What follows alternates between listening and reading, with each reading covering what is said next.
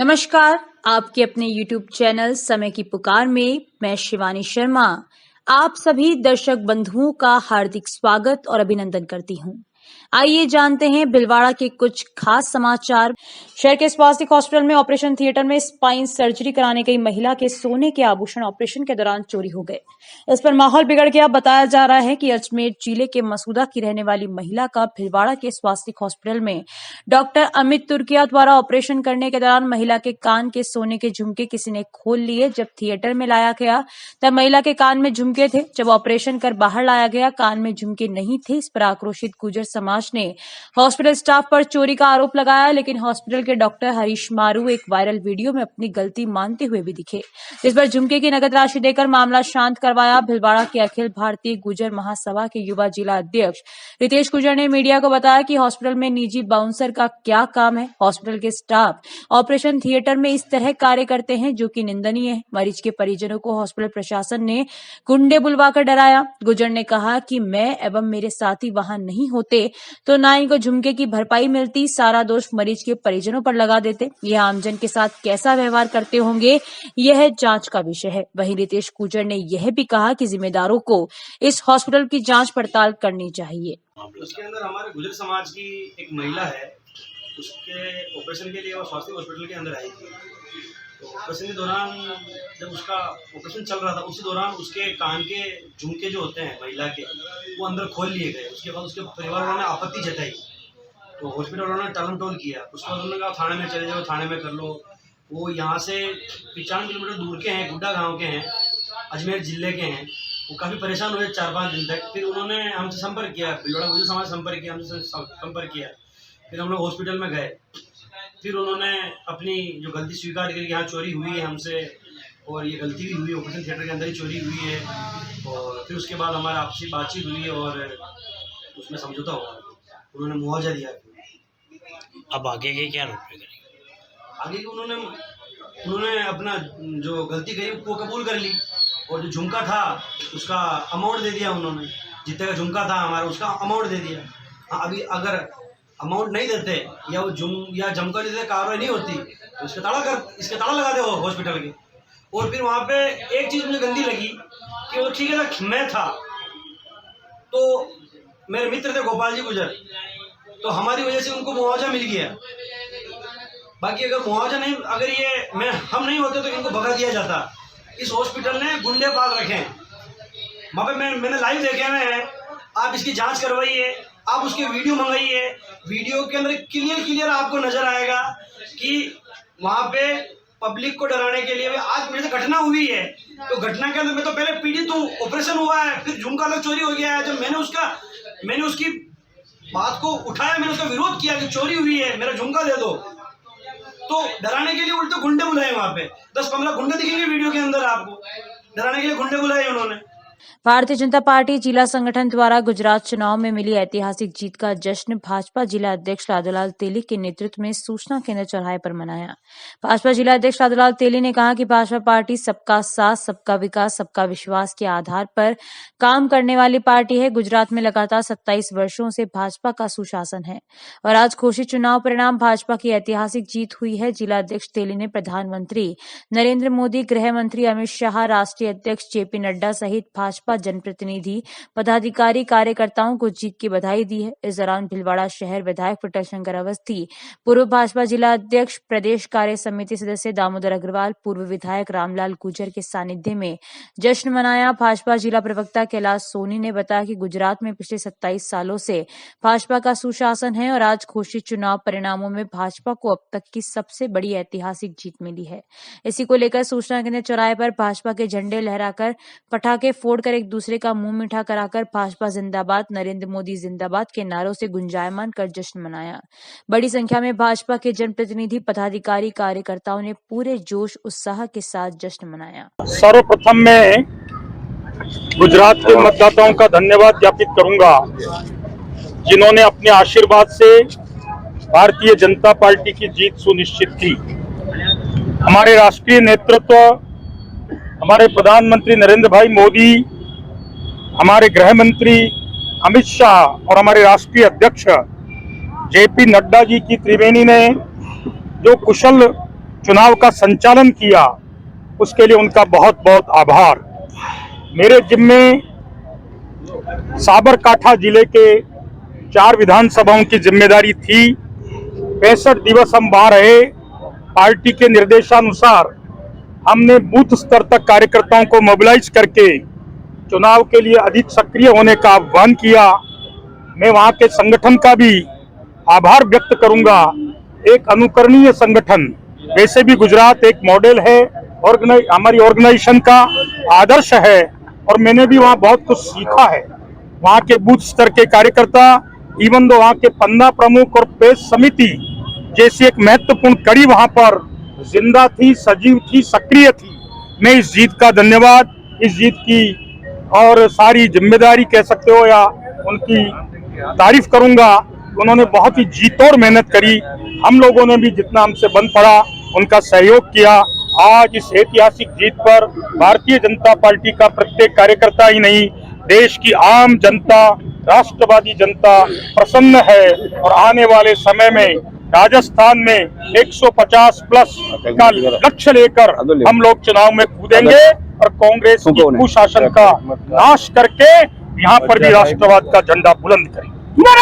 आज बहुत ही खुशी का विषय है कि भारतीय जनता पार्टी द्वारा पूरे अब तक के चुनाव में सबसे बड़ी जीत मिली है। गुजरात विधानसभा का रिजल्ट सबके सामने है और कांग्रेस का जो जंगल राज है वो खत्म हो चुका है।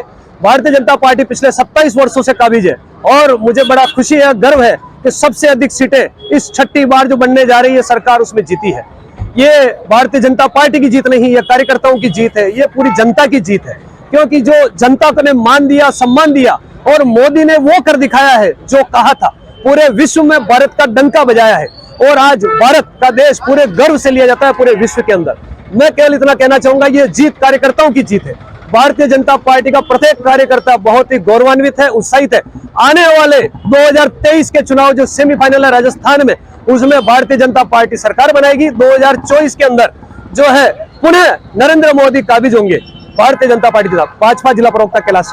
आज भारतीय जनता पार्टी ने गुजरात में नरेंद्र मोदी जी के नेतृत्व में, अमित शाह के नेतृत्व में रिकॉर्ड तोड़ जीत दर्ज की है और आने वाले समय में राजस्थान में भी कांग्रेस सरकार के खिलाफ बहुत ही जनाक्रोश है और आने वाले समय में राजस्थान में भाजपा 170 सीटें जीतेगी। इसके लिए भारतीय जनता पार्टी को बहुत बहुत बधाई, हार्दिक शुभकामनाएं। जिले के मॉडल थाना क्षेत्र की एक महिला पर एसिड फेंकने के मामले में गुरुवार को आया नया मोड़। मामले में निष्पक्ष जांच के लिए सौंपा ज्ञापन। आपको बता दें कि गत दिनों जिले के मॉडल थाना क्षेत्र के घोड़ास में खेत पर गई एक महिला पर एसिड फेंकने का मामला सामने आया था। महिला को गंभीर झुलसी हालत में राहगीरों द्वारा मॉडल चिकित्सालय के बाद हालत ज्यादा गंभीर होने से उसे भिलवाड़ा के महात्मा गांधी चिकित्सालय रेफर कर दिया गया। यहाँ बर्न वार्ड में उसका इलाज जारी था। वहीं महिला ने एक साधु पर मारपीट करने फेंकने से पहले आरोपी पर महिला पर धारदार हथियार से वार करने का भी आरोप था, जिसे वह घायल भी हो गई थी। स्थानीय ग्रामीणों ने मामले में निष्पक्ष जांच को लेकर जिला कलेक्ट्रेट पर ज्ञापन सौंपा। उसमें बताया कि घोड़ास आश्रम के संत पर लगा आरोप गलत बताया। संत समाज के नाम को बदनाम करने की कोशिश की गई है। मामले में निष्पक्ष जांच हो। जिन लोगों ने ये घटना को अंजाम दिया उनके नाम जल्द से जल्द सामने आए और उन पर कार्रवाई हो। यह भी बताया गया कि पीड़िता घोड़ास आश्रम से जुड़ी हुई थी। कुछ समय से वह आश्रम में नहीं आ रही थी। महिला के साथ जिस समय घटना हुई उस समय साधु अपनी कुटिया पर ध्यान में थे। वहीं परिजनों की रिपोर्ट पर पुलिस ने मामला दर्ज कर जांच शुरू की थी।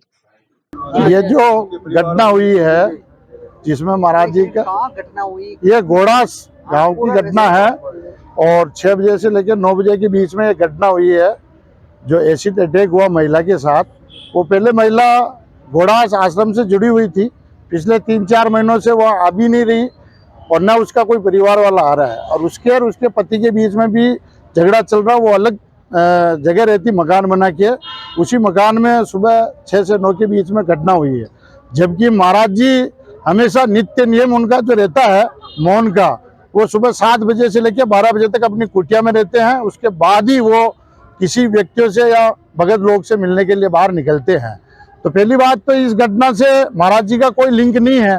फिर भी जिन्होंने यह नाम उछाला है कि भाई संत समाज के नाम को बदनाम करने की कोशिश की है, क्योंकि इतनी ऊंचाइयों पर जो ये स्थान पहुंचा और जिन्होंने पहुंचाया महाराज जी सरजूदास जी ने, वह अकल्पनीय है। और उससे जलते हुए पीड़िता का जो परिवार है जिन्होंने इस घटना के बारे में नाम लिया महाराज जी का, मैं चाहता हूं कि उनका पोलियोग्राफी टेस्ट और नार्कोटिक टेस्ट होनी चाहिए और निष्पक्ष जांच होनी चाहिए। जो घटना हुई है हम भी चाहते हैं कि उसको महिला को भी न्याय मिले, और संत समाज के जो नाम लिया उन संत समाज के पूरे पक्ष में हम सब भक्त लोग आए हुए हैं, और निश्चित रूप से प्रशासन से निवेदन करता हूं कि जल्दी से जल्दी इसकी निष्पक्ष जांच कर और आम जनता को बीच में जिन्होंने कृत्य किया उसको जोरदार दंड मिलना चाहिए। और संत समाज का जो बदनाम जांच कर रही तो आप क्या संतुष्ट नहीं हो? नहीं, पुलिस जांच कर रही है, लेकिन उनकी जो जिन्होंने ये बयानबाजी की है, जो पॉलिटिक्स में लिप्त है, जिन्होंने कल बयानबाजी की है, तो हम चाहते हैं कि उनकी कॉल डिटेल निकले और उनका नार्कोटिक्स और पोलियोग्राफी टेस्ट होना चाहिए, ताकि दूध का दूध और पानी का पानी हो जाए। इस जांच में निष्पक्ष जांच हो, हमारी यही मांग है। ऐसा लग रहा है कि आपको कुछ लोग अपनी राजनीति चमकाने के लिए इससे नहीं, पहले भी किया हुआ, मैं किसी का नाम नहीं लेना चाहता हूँ, वो सभी सोशल मीडिया पे चल रहा है। पहले भी ऐसी कोई घटना हुई है भादू के आसपास की, उसमें भी पुलिस वालों ने जो निष्पक्ष जांच की है, नाम किसी का लिया और निकला कोई दूसरा और है। तो इस प्रकार संत समाज को जो बदनाम करने की कोशिश की है, पूरा मंडली जो जुड़ी हुई है, ये नहीं कि 2-3 दिन में इसका जल्दी से जल्दी निस्तारण हो, ताकि आगे जाके कोई बड़ा हमारे को कदम नहीं उठाना पड़े। आप तो खुद राजनीति में प्रधान हो रहे हो, जिस तरह से ये सब लगता है कि कोई राजनीतिक षड्यंत्र है भादू वाला जैसा आप जोड़ रहे हो इसको? तो नहीं, भादू वाला जोड़ रहे हैं तो उसमें भी गलती हुआ है, नाम किसी का लिया निकला कोई और है, तो पुलिस वालों को जांच कर रहे हैं। हमारी भी बात हुई उनसे, लेकिन हमारी यही है कि जो कल बयान दिया है उन्होंने, पूरे संत समाज को, और जहाँ में भगत जाते हैं सभी बदनाम हुए हैं, तो अच्छी घटना नहीं है संत समाज के लिए। जो इतना बड़ा प्रोग्राम लार्ज स्केल पे 3 साल में 3-3, 4-4 बड़े प्रोग्राम होते हैं, पूरे राजस्थान में सबसे अच्छा प्रोग्राम यहाँ होता है घोड़ास में, तो संत समाज के फिर कौन मानेगा? हिंदू समाज सब साथ में है, और निष्पक्ष जांच होनी चाहिए। महिला पे एसिड गिरा, उसको भी न्याय मिलना चाहिए। ये नहीं कि महाराज जी का नाम ले लें और उनको बदनाम करने की कोशिश करें बस। अपनी समस्याओं की मांग को लेकर मनरेगा मेटों ने जिला कलेक्ट्रेट पर नारेबाजी कर एक दिन का धरना दिया। मनरेगा मेट प्रदेश संघ के प्रदेश महासचिव विनोद गोदारा ने जानकारी दी कि मनरेगा में 50-50% महिला व पुरुषों को समानता के आधार पर काम पर लगाया जाए, जबकि भीलवाड़ा में मनरेगा कार्यों पर 100% महिला नियोजित कर रखी है, जिससे पुरुष मेट बेरोजगार हो गए। मनरेगा मेटों की रुकी हुई मजदूरी का भुगतान शीघ्र कराने की मांग की है। मनरेगा में मेटों को अनुभव प्रमाण पत्र जारी करने की मांग के साथ ही national mobile monitoring system app द्वारा मनरेगा मजदूरों की हाजिरी तकनीकी समस्या के कारण अपलोड नहीं हो पाती, इसलिए ऑनलाइन हाजिरी के साथ साथ ऑफलाइन हाजिरी को भी मान्य किया जाए। वे बिना किसी ठोस कारण से ब्लैक लिस्टेड किए गए मेट जिनकी समयावधि 1 पूर्ण हो चुकी है, उन्हें बहाल किया जाए। वे रोटेशन के कार्य आवंटित करने की जिला कलेक्टर से मांग की है। आज मनरेगा मेटों की समस्याओं को लेकर के भीलवाड़ा जिले में श्रीमान जिला कलेक्टर महोदय का एक मनरेगा मेटों द्वारा जोरदार प्रदर्शन किया गया, उनका घेराव किया गया है, क्योंकि हमारी मुख्य रूप से जो समस्याएं हैं वो यहाँ पर भीलवाड़ा में 100% महिलाओं को कार्य पर नियोजित कर दिया गया है, परंतु हमारी मांग है और मनरेगा एक्ट अधिनियम के तहत ये प्रावधान भी है कि 50-50% महिला और पुरुषों को काम पर लगाया जाए, तो ये हमारी मुख्य रूप से मांग है। दूसरी हमारी जो मांग है उनको जो मनरेगा मेटों का भुगतान रुका हुआ है उसका भी भुगतान जल्दी से जल्दी करवाया जाए। तीसरी जो हमारी मांग है कि जो national mobile monitoring system app जो लागू किया गया है उसमें किसी तकनीकी समस्या के कारण मजदूरों की हाजिरी अपलोड नहीं हो पाती है, तो हमारी मांग है कि ऑनलाइन हाजिरी के साथ साथ ऑफलाइन हाजिरी मान्य किया जाए। और जो मेट ब्लैक लिस्ट हो चुकी है तो उनको भी 1 वर्ष पूर्ण हो चुका है, तो उनको भी बहाल किया जाए। ये हमारी मुख्य रूप से मांग है और हम कलेक्टर साहब से निवेदन करते हैं कि हमारी मांगों को सुना जाए और उनका समाधान किया जाए। अगर समाधान नहीं करता है तो हम यहाँ अनिश्चित करने के लिए धरना प्रदर्शन करेंगे। अगर जरूरत पड़ी पूरे राजस्थान की तो हम पूरे राजस्थान में एक साथ आंदोलन करने के लिए तैयार हैं। तो आपकी मांग जैसे मांगे तो हो गई, आप जो नरेगा एक्ट का उल्लंघन हो रहा है मतलब? हाँ बिल्कुल, नरेगा का उल्लंघन भी हो रहा है और ये हमारे भारत देश के संविधान में स्पष्ट रूप से लिखा हुआ है कि समानता का अधिकार है, तो हम ये चाहते हैं कि जो संविधान में लिखा हुआ है उसके समानता का अधिकार हमें मिलना चाहिए। 50% महिला और 50% पुरुषों को रोजगार देना चाहिए। ठीक है। विनोद कुमार गोदारा, प्रदेश महासचिव, मनरेगा मेट प्रदेश संघ, जयपुर, राजस्थान। तो इस बुलेटिन में इतना ही। यदि यह आपको पसंद आया हो तो इसे लाइक व शेयर अवश्य करें और आपके अपने YouTube चैनल समय की पुकार को सब्सक्राइब करना ना भूलें। धन्यवाद। जय हिंद, जय भारत।